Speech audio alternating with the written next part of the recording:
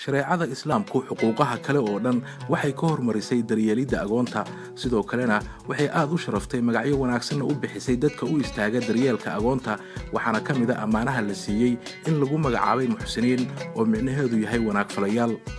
waajibaadka diinteena islaamka ah ay inoo sheegtay ka sokow madaxweyne maxamed cabdulaahi farmaajo oo dareensan inay mas-uuliyad ka saaran tahay agoonta iyo kuwa taagta daran ayaa dowladda uu madaxweynaha ka yahay waxa uu ku hogaamiyey barnaamij siyaasadeed oo ah in la taakuleeyo agoonta iyo saboolka waxaa la hirgeliyey xarumo badan oo lagu hayo carruurta agoonta ah iyo kuwa darbijiifka ah muddadii uu dalka hogaaminayay madaxweyne farmaajo xarumahaasi waxaa ka mid ah midda lagu xanaaneeyo carruurta ay ka geeriyoodeen geesiyiintii naftooda u horay dalkooda ee ka tirsanaa booliska soomaaliyeed waxaa loogu magacdaray taliyihii ugu horreeyey ee ciidanka booliska soomaaliyeed sarreeye guuto maxamed abshir muuse allah u naxariistee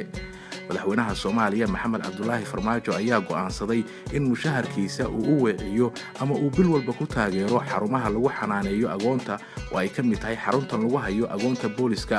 mushaharka madaxweynaha ayaa lagu daboolaa dhinaca waxbarashada sida mushaharka macallimiinta carruurta bara luqadaha kala duwan waxaad ku jirtaan barbaarinta agoonta oo runtii siday ahaan jirtay awalba dadka saboolka carruurta in laga qaado oo loo barbaariyo loo koriyo waxbarasho loo siiyo nolol loo siiyo waxaan ka codsanayaa dadka barbaarinaya intaas seexan carruurtan calooshooda inay taabtaan dhinaca kale madaxweynaha ayaa ku amray wasaaradda waxbarashada in xarumaha lagu hayo carruurta agoonta ah laga hirgeliyo barnaamijka waxbarashada ee ay diyaarisay dowladda soomaaliya wasaaradda waxbarashaduna ay gacanta ku hayso mas-uuliyadda waxbarashada carruurta waxaa lagu barbaariyaa casharada la xiriira wadaniyadda badanaana waxa ay qaataan casharo kala duwan oo ay ugu weyn tahay inay noqdaan jiil ku soo hanaqaaday gacan dowladeed si ay mustaqbalka u anfacaan dalkooda hooyo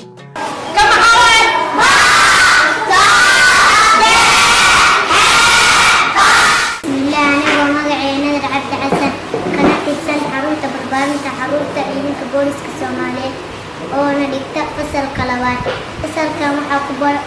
waxaan ku baranaa maadooyin kala duwan sida xisaabta ingiliishka soomaaliga iyo cilmiga bulshada macallimiin kala duwan iskugu jiraan soomaali kenyaati oo noo dhigto maadooyin kala duwan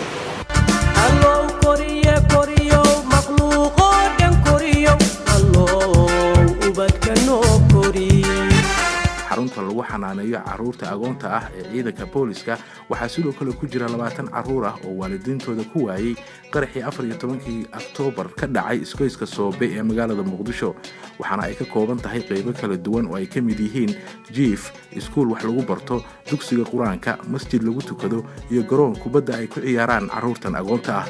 saraakiisha booliska ee xaruntaasi gacanta ku haya iyo macallimiinta waxbara carruurta ayaa u warramay bahda nabad iyo nolol oo halkaasi booqatay waxa ay ka warbixiyeen xaaladda xanaanada agoonta booliska iyo adeegyada ay helaan carruurtu xaruntan waxaa la furay 2017 bishii Diseembar 25-keedii waxaa soo dhow sanad guuradii xarunta oo ah 25 Diseembar iyo 75 guuradii ciidanka booliska Soomaaliyeed oo ah kan xaruntan mas'uulka ka ah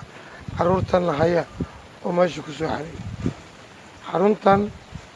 waxay kafaalo qaaday carruurta ku jirta halkan ay dhaleen booliska Soomaaliyeed kuwooda nool qaar ka mid ah iyo kuwa dhintay carruurtan waxaa lagu xareeyaa 2 system nin booliisa oo nool oo xaaslo culus ah tabar u waayey biilka iyo waxbarashada carruurta taliyuhu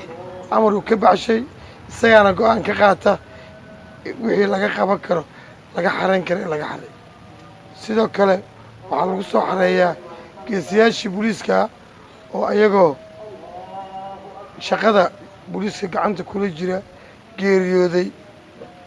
waxayna qabanayaan ciidanka booliiska Soomaaliyeed barbaarinta agoonta guud ahaan waxaan u faraxsanahay in ay dawladda xilkaas ay tuweyn ee noo qabato maadaama oo ciidan booliis oo Soomaaliyeed agoontiisa loogu tarbiyeynayo xarunta agoonta taliyihii booliiska loogu magacaabay maxamed abshir muuse aad ayaan u faraxsanahay mahaddaasi waxaa leh allah ka sokoona waxaa iska leh madaxweynaha dowladda federaalka soomaaliyeed mudane maxamed cabdulaahi farmaajo. halkudhiga xaruntan ayaa ah carruurta boolisku agoon maaha, waxaana xusud mudan in ciidamada boolisku ay bil walba mushaharkooda ka jiraan lacago ay ku caawiyaan qoysaskii ay ka geeriyoodeen marxuumiintii ka tirsanaa ciidanka booliska Soomaaliyeed.